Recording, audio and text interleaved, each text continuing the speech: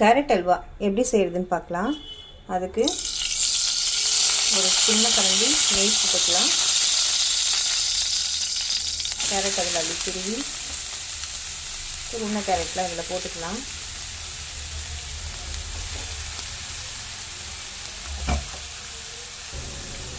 கொஞ்சம் லேசாக வதங்கட்டோன்னு இப்போ பால் சேர்த்துக்கலாம்.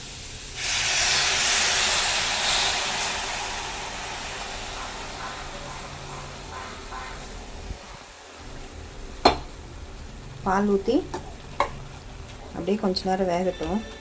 அதுக்குள்ளே நம்ம இதுக்கு சேர்க்குறதுக்கு வெள்ளெல்லாம் பொடி பண்ணி வச்சுக்கலாம்.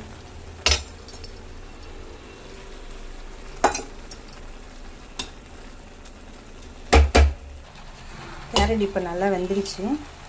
அதில் பொடி பண்ணி வச்சுருக்க வெல்லம் சேர்த்துக்கலாம்.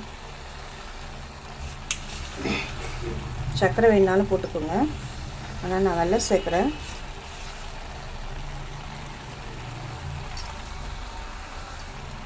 ஏலக்காய் பொடி வெறும் வெல்லமே போட்டால் கொஞ்சம் டேஸ்ட் கம்மியாக இருக்கிற மாதிரி தெரியும். ஒரு 4 ஸ்பூன் சர்க்கரை சேர்த்துக்கலாம்.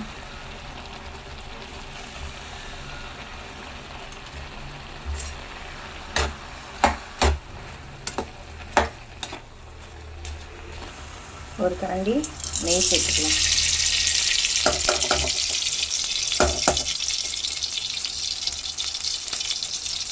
நெய் சூடேறினதுக்கப்புறம் முந்திரி திராட்சை அதில் போட்டு வறுத்து எடுத்துக்கலாம். நமக்கு இப்போ அல்வா ரெடி ஆகிட்டுருக்கு.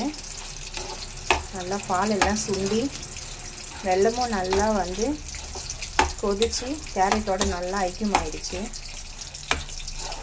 இப்போ அதை வறுத்து போட்டு ஒரு 2 நிமிஷம் அந்த ஈரம் இன்னும் நல்லா வத்துற மாதிரி நெய் போட்டால் தான் அந்த ஈரம் வற்றும். அதனால் நெய் சேர்த்துக்கலாம்.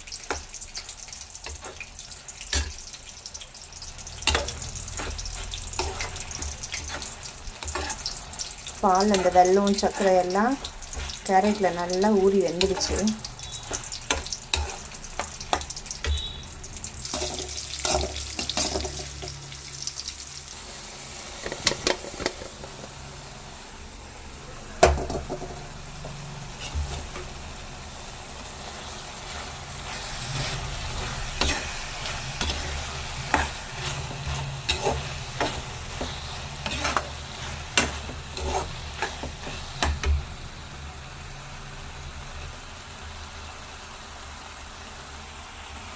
இன்னும் கொஞ்சம் நெய் சேர்த்துக்கலாம்.